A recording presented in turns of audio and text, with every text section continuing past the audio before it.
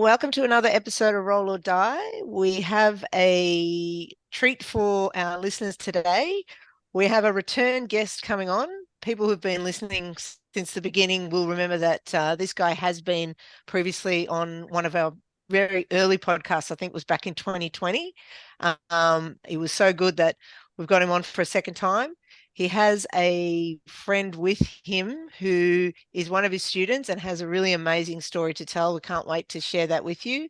So I bring you Jamie Murray, head coach at Renegade, part of AET, Australian Elite Team, and one of his black belts, Luke Smith, who has a really great story to tell us. So thanks for joining us, guys. Good to be here. Awesome. So your name is actually not Luke Smitter, as your name on the screen says here. It's MTAH. Oh yeah. Awesome. I was like, wow, that's a cool name. All right. So actually I've got a quick Jamie question, right? I remember a time, Jamie, where you were like hip escaping all over the place. Your social media was flooded with you hip escaping down the aisles of planes, like anywhere you could. Did that just die a natural death, or did you get in trouble for that somehow? Did JF come down on you? Like, you're giving away our secrets of martial arts? What happened? That's so 2015. That's a long time ago. I think within the first year, I got black belt. So I got it awarded in 2014. Yeah. And for the next year, I mean, obviously I took it seriously. It's a great achievement. I was very happy. But I kind of wanted to deflate the whole thing. And I thought that was a good offset, kind of have some fun. People get out and go to the World Championships. I'm like, hey, let's do hip escapes in strange places, So just something to offset the whole seriousness. Because it is a lot of hard work. It is worth celebrating. But you know what? Let's put it in context and have some fun. Awesome, man. Well, I've not forgotten, bro. I'm taking that to the grave with me. It is still out there on our YouTube channel, and I don't know if it's worthy of actually being shared. So how was it received, Jamie? Were people kind of scratching their heads at you, or did they just like let you go, or what would happen? Actually, he was filming someone. When I was at the airport and I was going under Krispy Kremes at the airport, and then in the plane, this was the guy filming it, and there was a few looks, I can tell you, at both of us. Didn't get arrested. People don't understand BJJ at the best of times, let alone out in public in the wild with no context. Probably the craziest one was that Shibuya crossing in Japan. Oh yes, I do. I've got a lot of strange looks. Yeah. So good. All right. So, Luke, let's jump over to you. Can you tell us a little bit about how you got started in jiu-jitsu? Like what, way back in the day, what happened? One of my friends, who's another black belt here, Dom, got me into it. So I went to high school with him and we played saxophone together, and we were both fat kids at high school. And he invited me to the Renegade's first birthday just on Facebook. And then I looked at his Facebook because I hadn't seen him in a couple of years. I'm like, oh, geez, Dom's looking good. He's lost a lot of weight. I'm still a fat bastard. Need to go check this out. I was doing some weights at the time, and then went along and got beaten up by Jamie and John Mirabella. And I was like, if an old man and a midget can beat me, I need to learn this. That is it. Then didn't give it up. Which one's Jamie? I'm not sure. He's the old man. So good. Yeah. So how go on. So that was 2011, was it? Yeah. And there's a real sense of joy in seeing people come in and do their first hip escapes actually on the mat in the right place, and then just travel all the way through. Years of hard work, and it pays off. Because I tell everyone, it's not me that's good, right? It's the sport that's good. The art works, and if you're consistent and stay at it, you get better. It's just inevitable. Yeah. And so tell us a little bit more, Luke, about that journey. Like, what happened to you along the way? Yeah. So obviously lost a lot of weight studying jiu-jitsu, which was awesome, building the confidence and all that sort of stuff. And then I was studying to become an osteopath also at the time as I started jiu-jitsu. And then when I finished my degree, then I started practicing out of the gym as well, just got a room at the back and started fixing all the broken people that came through Renegade. And then got my own business called Mixed Osteo, where I just like look after all mainly BJJ, MMA, and whoever else in the martial arts sort of realm now. Mm-hmm. Yeah. That's cool, man. I've actually had a recent interaction with an osteo. Like I short story is basically I lost the function of these fingers here, like because the C7 inflamed or something and put pressure on a nerve, shut down this arm. I thought I was having a stroke, but I was like, I got to go see my girlfriend. So I jumped on a plane, even if I'm having a stroke. And I spent a month. I can't even put my hands in my pocket because these fingers just won't do stuff. Right. And I come back and I go to an osteo, and 2 sessions later, like I'm back, I'm doing weights. So like I sing the praises of osteos, man, because she really adjusted me. Like it's not really an adjustment, it's like a massage, but a doctor's based massage, and it really has made a difference, man. So yeah, I think you guys do good work. Awesome. Yeah, I had a similar injury, but much more severe. So right. in 2019, like I injured my neck, and like same sort of thing. I thought I was having a stroke. I went to like sign something. I couldn't hold the pen. Like I kept just dropping it. Wow. And then like other side, like I couldn't feel my leg. So I like went to hospital and turned out like I had a prolapsed disc in my neck and had to get emergency surgery that next day. After that, yeah. Wow. How did that happen? So was that just prolonged sort of jiu-jitsu, or was it a one-off? Definitely jiu-jitsu, but I tell people, don't do jiu-jitsu on the beach. Yeah. In the academy, but it's Christmas time. I was not there. Yeah. Actually, that's the truth of the story is Luke's just there minding his own business, and Jamie hip escapes along into him, hits him in the neck, and here we are. No, it happened on the beach, did it, bro? So what happened? I was around with some mates, and I had one of them in a triangle, and I was like trying to figure out how do I like tap them out in the best way without hurting them. And then like as I'm thinking of this, they just run over the top of me and stuck me all the way under them, my neck. Yeah. So that was like the initial injury, and then like for a couple of weeks after that, just had a really sore neck, and then progressively couldn't sleep on it. And then one day when I went to sign something, I was like, I can't hold the pen, and then thought I was having a stroke and went to hospital, and then had the surgery, and then all the recovery that went along with that. And then after I'd got out of the neck brace, decided to go to Thailand and do my rehab and do Muay Thai. Cool. This is the smartest thing to do, So building myself back up was lots of hitting pads and kicking bags and lots of push-ups and sit-ups, which was actually a good way to recover, surprisingly. I didn't think I would be able to do any of that, but managed to do that for a month, and then had to come back home because COVID had broken out. Yeah. You heard it here first, folks. Even osteos can't hold back and have to train when they shouldn't train. That's the way it goes. Sorry, Jamie, I cut you off, bro. I had the green light to go. I'd done all the pre-base rehab, got back into running, got all the clearance sort of stuff, but it was just like no head contact and stuff like that. So I was just like purely hitting the bags and pads, no partner drills or no sparring. Yeah. No, there was a period of time there. I think you had the brace on for 6 months. 6 or 12 weeks, yeah. It was a long time. I remember there was no jiu-jitsu for 6 months. Yeah. And then you went from the brace, and in my mind, it's a broken neck. There was even discussion about no more jiu-jitsu, it's over. However, did that season in the brace, and then after 6 months, come on the mat, and I said, you and me, we're going to go super light. And even probably the next year afterwards, so we're talking 18 months after, even 24 months after, I would wrestle and not touch his head. Yeah, right. Not pull on the team. And just over time, just develop. We changed his game.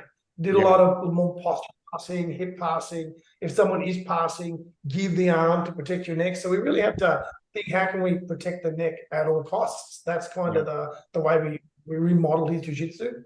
But to credit to him, he did all of the work and the exercises and followed most of the advice about not training.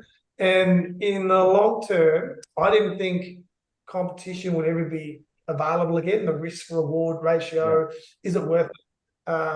But didn't consult me, just went down comps and national. National. It was the first time. I'm representing Luke over there. Well, you were. I think you yelled at I'm having a panic attack watching him, right? Why aren't Yeah, you wearing your neck brace, Luke? Luke, so tell us a little bit about like coming back from injury. I think many of our listeners will have be able to, identify with that. But with an injury as significant as yours, like how is that? Like I know for me, I've had a couple of injuries and I'm a bit nervous kind of coming back. Obviously, the old chestnuts about choosing your training partners and stuff like that. But how was it for you with your injury and coming back? Despite Yeah. what Jamie was saying, people trying to sort of protect your neck and stuff. Like, talk a bit about that. Yeah, I like to, I don't know, I guess injury is like an opportunity, as this wasn't a good opportunity, but like you can have to develop your game in other sort of ways. So I had to completely change my game. I used to like to do a lot of pressure passing, over under passing and stuff like that. So to develop that sort of thing. And then obviously building up the confidence is the hardest thing after an injury. Like you're not sure if you're going to be okay rolling or like moving in certain directions and stuff like that. So mostly just being like training with good partners and building the confidence up over time was that. But obviously if you're like a higher level, it's a bit easier. So like was the neck injury because I was like a brown belt at the time to keep my head away from most people, or just like the people I was rolling with knew like my limitations, or just tell them before what was going on as I was building the strength back up, and now back to pretty much full rolling with no problems and competition. Yeah. Yeah, Do you that's it. think It is a tricky one to be a partner of someone that's coming back from injury. It's a bit of a scary We prospect. have a thing here called the red tape rule, where we Mm. just get electrical tape, red electrical tape. Mhm. And if I've got a sore arm, then I put red tape on that arm. Because how many times I've been training and you say to your partner, "Oh, my arm's a bit sore." 3 minutes later, they're trying to pull it off. So just electrical tape around it reminds that guy, "Don't attack my arm," right? You do arms and knees, you can do it. A bit hard on the ribs to kind of put something there, but we had no idea what to do with the neck, so we just told people no guillotine, no real way we could do it. No collar chokes for the next the first 6 to 12 months as he was rolling. We just readjusted the game and slowly built up that new style of jiu-jitsu, and then we bring in some collar drags. And there was a season when if someone did grab his head, he'd just see red, right, and just like, I'll let you, don't worry, I will let you go, right? No need for the electrical tape after Luke's done with them. Or they'll need the electrical tape. But the other thing that kind of makes me think about is Jamie, like you as the coach, as his coach, like how involved do you get? You're a caring coach. You're a very kind of paternal coach. You've always really looked after your stable of athletes. You're very active in the MMA scene and all these places. So I guess you're kind of a bit different to the normal BJJ coach. But yeah, where are the boundaries? How involved should the coach be in coming back from injuries for their students, etc.? Like, is it a student decision or is it the coach's decision? Who gets the final say? How does this work? Well, that's a good question. Look, I think it's a conversation always. Obviously, we have a duty of care to make sure we provide a safe environment. Step one is obviously medical clearance. You can't do anything until you've done your 6 weeks or whatever the surgeon says. When they say it's good to go, I like to have a conversation and talk to people about what does it look like coming back to training. The expectations are like if you've got a sore leg, don't do leg locks. Like you've got to put boundaries on that type of training. Here we have white belt class, color belt class, and I would say if you're coming back, come to the color belt class. And that way, there's a little bit more maturity on the mat, less likely to have that 100-kilo new guy just, accidentally tear your head off. So it's got to be a strategy of care that starts with our duty, but also the conversation where you can just approach it in a rational way. And I tell the student, I say, listen, keep your seatbelt on, 50 to 70%. Don't go into the 80% red zone, because you don't need to go there for until you're 80 to 90% healthy and well. Just keep the seatbelt on, flow roll, lots and lots and lots. And we have that culture here where every class, particularly in white belt class, I talk about 50% warm-up roll, no submissions. Like we do our drills, do our warm-ups and technique. And then the first roll, I want white belts to start learning this flow roll. So by the time they get to blue belt or color belt class, it's second nature to most. I say most because some people still roll like psychos, like my good friend Mick. Okay, right here. Doesn't know how to float. I love him, but every role with him is like a fine little pan packs, you know. But You should have learned by now. as they come through the system, we've all got that guy at the academy. Yeah, we've all got that guy. I think that healthy mat culture of care, where you know, if there is someone that you're bringing back into the grappling arena, you want to give them a license to have a rest. Sit out a couple of weeks, look after yourself. You know, it's an adult learning environment. Yes, it's my responsibility and I take accountability, but it has to be a dual conversation where we say, hey, look, how you feeling today? Sometimes you get halfway through the session and go, you know what, I'm going to call it. You know, I'm going to get tired or whatever. So I think it's a good question and a long answer to say, yes, great answer. Ultimately it begins with that, the surgeon's okay, you know, our conversation, and just keep tracking it, keep the conversation going. Yeah, love it. Yeah. The benefit of most people coming through is they get to see me, and then I get to talk to Jamie about what the restrictions are, and then usually I'm on the mat too, and get to like monitor people that sort of way as well. And we do have like an injury prevention sort of program that we do for warm-ups too. We almost put myself out of business when we first started doing that. Really? So like half the injuries, and we haven't had any like ACL injuries since we've done that, which has been cool. But it's like some minor sort of knee injuries, but yeah, you can't help people when they're going to spaz out of the leg like they're going to hurt themselves sometimes. Yeah. Wow. So you're saying, can you tell us a bit more about that? What's that program? Well, what we do is here, we have a bit of a joke. We go upstairs and downstairs, right? Downstairs is jiu-jitsu. I break them. They come upstairs and say, Luke, we're in his room now. He fixes them. Great business model. We know how to work. If you think you're a bit slow, hey, let's do some takedown. Before you know it. No, in all seriousness, we designed this warm-up package, right? And we keep tweaking it. If guys are getting lower back injuries, all right, we need to do some more lower back work. If guys are getting hip flexor injuries, we're going to do some hip switches. So Luke and I put this package together over a long time. We keep tweaking it to care for people. Like if a guy's 40 years old in a truck all day or a desk all day, they can't come in, run around and start doing jiu-jitsu. We need to care well for people. I mean, elite athletes, young guys, it doesn't matter. They can warm up doing anything.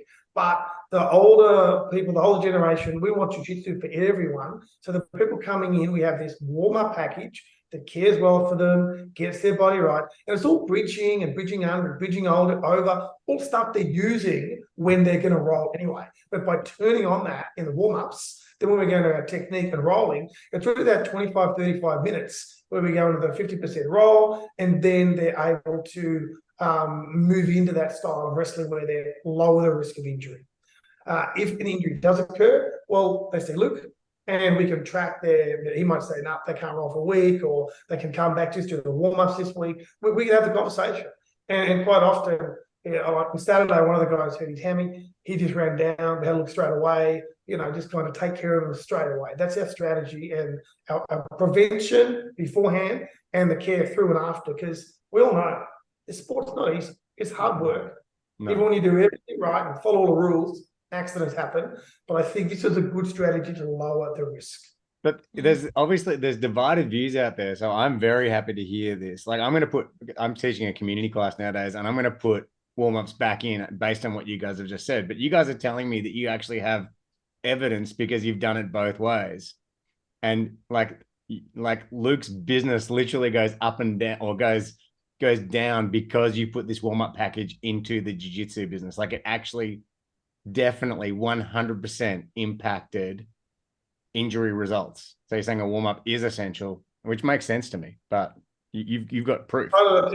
We start to see injuries, and we've got it down pat now. But in the beginning, we're getting a lot of particular type injuries because we're not warming up a certain part of the body, like a lot of lower back stuff. So we do knee side to side, simple exercises. But we kind of double those up in the start of the warm-up package. And this warm-up package is on YouTube for free. Like right. I push every year. You can see like 2018, 2019. Every year I put it back out there, and you can see we've tweaked it as we go along, and that way we can better care for people and look after them. But yeah, so we wanted to make sure that if we're identifying injuries, get back to the cause and change the warm-ups and let it filter through. So I mean, I joke saying we break it and fix it, but the reality is through identifying the injuries, we get the data so that we can backtrack and try and care better for people by adjusting them. I love it. And Luke, getting back to your injury and then your time when you came back. So it happened when you were brown belt. Was there ever a time that you thought that was it, that you were going to stop jiu-jitsu entirely, or Yeah, were you mainly always planning? sitting at home in the neck brace thinking like, oh shit, this is done, sort of thing. And also like sitting in the hospital, I guess, like, because overnight, like, it's like lost all strength in my hand and started losing function in my opposite leg, and it's like, shit, is this going to come back, sort of thing, like in the middle of the night, like just waking up like and knowing how severe this is and like crying, just like, you know, fuck, like I'm screwed here. And then like, yeah, and then I woke up, like my wife, like I'd seen her, and then she'd seen it in the morning. I tried to squeeze her hand. I'm like, it's gone. It's not coming back. And then I got out of surgery, picked up, and I almost broke her hand. I'm like, it's back. Wow. I just crushed her hand. I can So at relate that to point, man. you realized you could come back to jiu-jitsu, or did you was it a slow? Yeah, I knew it was like a long road, and had to like have a conversation with my wife and see how the rehab and stuff went, and see like what my neck motion and stuff was like. But yeah, always wanted to get back to jiu-jitsu was the aim. But obviously, yeah, had the thoughts, like, yeah, it might not be possible, and trying to figure out like a lot of soul searching, because big part of like my identity, and like obviously all of our identity, is doing jiu-jitsu. Yeah. So true, man. And Like I was in the Philippines. I couldn't press down with this thumb, incidentally as well, on a bottle of shampoo. Like I couldn't get a bit of shampoo out of the bottle with that hand, even though it wasn't part of these two fingers. Like I just had no power. And I was saying to my partner, I think I'm done. I think I have to consider retiring from jiu-jitsu. And she was getting depressed. She was like, this is such a big part of you. What do you mean? And I was just like, it was a month of just real, like a type of despair that, you know, I really feel when people get permanently taken out of jiu-jitsu. It's something that's real sad. You know, obviously they adapt, but yeah, man. Well, I'm glad you're okay. Yeah. You know, going back to the question you asked earlier about like where are the boundaries, friendship and coach and training. I did talk about how we manage it in the academy.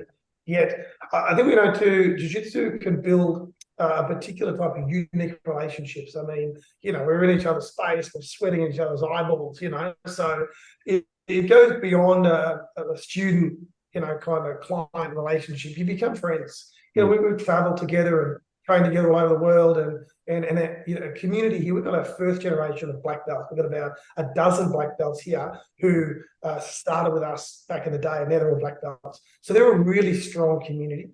And we came together, and you know, when Luke was having those dark days and those challenging seasons, besides he's got his wife Amy, who's a doctor and an amazing human being and an athlete in her own right, blue belt in jiu-jitsu.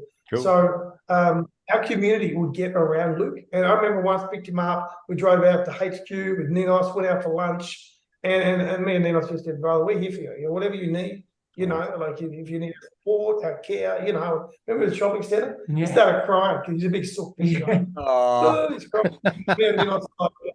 Brother, we love you. We're here for you. You know, I think, you know, look, every sport has its friendships and team atmosphere, but I believe jiu-jitsu it does a really good job because you're such a good community. Yeah, like being on a cycle for 10, 15 years. It sucks, you know. Like right. You're gonna so I think that boundary for me is pretty easy to do, and it's not just my responsibility as a coach. Yeah, I'm a part of the community here. We've got over 20 black belts here. We're a part of the community, and the brown belts and the purple belts as they come through, they see that community, and we value. So we invest in each other. So yeah, that season where he was, you know, dark times. Everyone pulled together and we were tracking. You've seen him today. I'll see him next week. And, you know, we weren't going to let him kind of drift away. Awesome. I love that. That's the AET Renegade community is very well known for its bonding, man. It's a very special group as well. Like the BJJ community as a whole is great, but you guys have also got something very special going on. So it's very cool. 100%. Yeah. Yeah. Actually, just on that, I mean, Jamie's touched on it a bit, but Luke, in your words, like, can you talk to us a little bit about the culture at Renegade? Just because it seems like, as Anton said, like you really do seem to be a cut above Like, obviously, a lot of it's coming from Jamie, but can you tell us a little bit more about that and why you think what makes it so special? Yeah, obviously come from Jamie, came from Ninos, like all from the side of us them. But yeah, just friendship, I guess the friendships that you develop throughout jiu-jitsu go beyond jiu-jitsu itself. Like hanging out was like, yeah, my best mates train here, see them on the regular, we traveled across the world, competed all over the sort of place together. And then yeah, just everyone's so friendly, everyone talks to each other. Yeah, everyone rolls with each other. It's awesome. And then, yeah, people having a bad time, then you lift each other up and check on him. If, yeah, it's like, have you seen that person? Then, like, give them a call or reach out if you haven't seen them, or usually they've got their own little friendship group within the bigger community too, which is cool. Yeah. Yeah. That is one area I agree with everything you said. Actually, I think that is one area the BJJ community could do better in, is when someone does disappear. You know what I mean? Certainly in my own club, it's like I will sometimes look around and go, hang on, I haven't seen that person in like 6 months. Where is that person? I'm not sure. Are people following them up? Are people not? But I think we could do better in, like a structure for reaching out to people, because this like our clubs get so big sometimes, or have so many people coming and going, that like I want to make sure that everyone gets, like, no man, woman, or child gets left behind in this sport, So I would like a more formalized structure, like not like they're traps. Of course, they can leave if they want to, but I'd like a way that we, like, I get reminded if someone hasn't shown up for a month, so I can at least say, "Hey, how you going, Billy Bob?" Like, I'm not sure how to appropriately do that, but that's something that occurs to me. Sometimes I look around and go, "Hang on, I haven't seen. Where is that person?" Well, they show up and they've been gone for like a year, and they come back, and I'm like, "Whoa." I forgot about you, but I'm so glad you're back, and I don't want to have that feeling. Am I alone with this or not? No, I think that happens at all academies. And, I tell people when they come in here, they do a trial or they're thinking about training here, and say, look, we're a community that does jiu-jitsu. And some academies, they might put Fight Club or, MMA, or they're a BJJ community, or whatever they might be. But I say, we're a community and we do jiu-jitsu. So when someone's missing in the group, and someone will say, what's happened to so-and-so? I'm like, oh, yeah. So I'll just text them. Yeah. We've got everything's on WhatsApp. We've got a lot of WhatsApp groups where I can post info. If you join, you get added to the group. There's kind of a couple of groups, one where everyone can post, one where I just technique or info or whatever. But someone will pop up in the group, hey, where's such and such, So we can shoot them a message and say, hey, what's going on? And, oh, you have a need, or coming back tomorrow, or whatever, it's just a simple text. And does it fall to the coach? Well, perhaps. Yet more than anyone, it's we've got so many people here, black belts or people who help out with coaching and with this cultural learning, where I encourage people to take responsibility. Therefore, they're reaching out on their own. They've got community going on amongst ours where people care for each other. So, look, I think it happens in jiu-jitsu. It's not unique to us at Renegade or AED. I've trained in Japan with people who are like that, and in Vegas and in Bali, where I train and travel. They're the people I meet. So I think it's unique to our sport and our art, and it's as simple as sending a text. Yeah. That's true. Yeah. Changing tacks a bit here, Jamie. We haven't got a lot of time, but people that may know you, or certainly would know your face, that you are very involved with the refereeing. Can you talk to us a little bit about how you've seen the change in the landscape? You've obviously been on the scene for quite a while. Like, tell us a little bit about like what changes you've seen when you've been refereeing. Yes.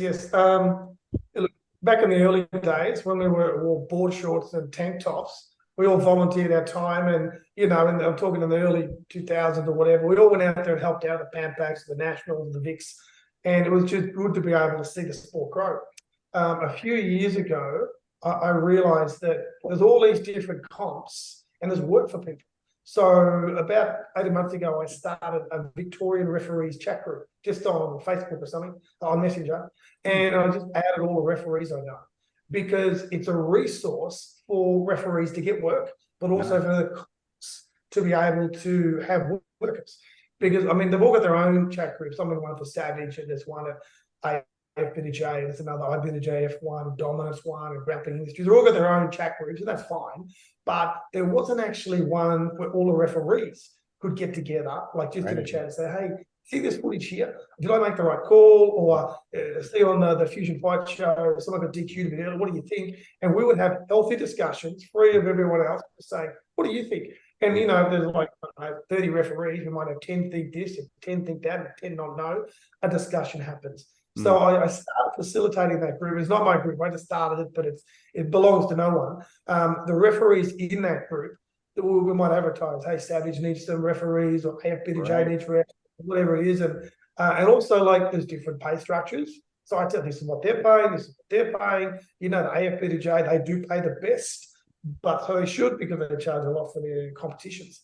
It's also a way for me to say, hey, who's done the course? The IBTJF course. If you haven't done it, then here's a few links if you want to do it, or maybe you've got questions about it. It's a good way to upskill.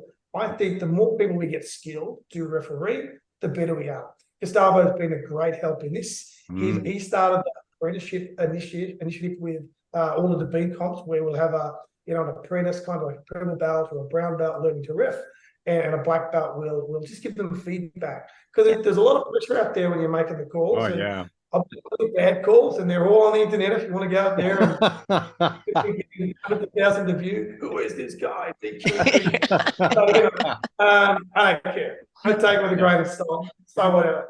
But I think the main goal is to facilitate work for people in our industry who are trying to make a living, but also to raise the level of the ability so these competitions can have better referees. That's kind of what we've been doing in the last year or two. Amazing. Yeah, that's great. That's really cool.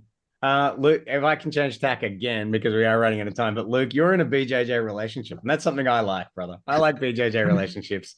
So yeah, are you your wife's coach? Do you guys train together? Do you refuse to train together? We've had all sorts on here. So, how does it work? What's the dynamic?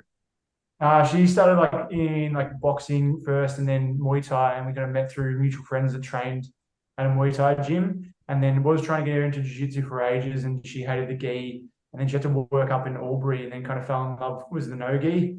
And then found resilience and combat one as well, where she's training, just doing mostly no gi training and MMA training.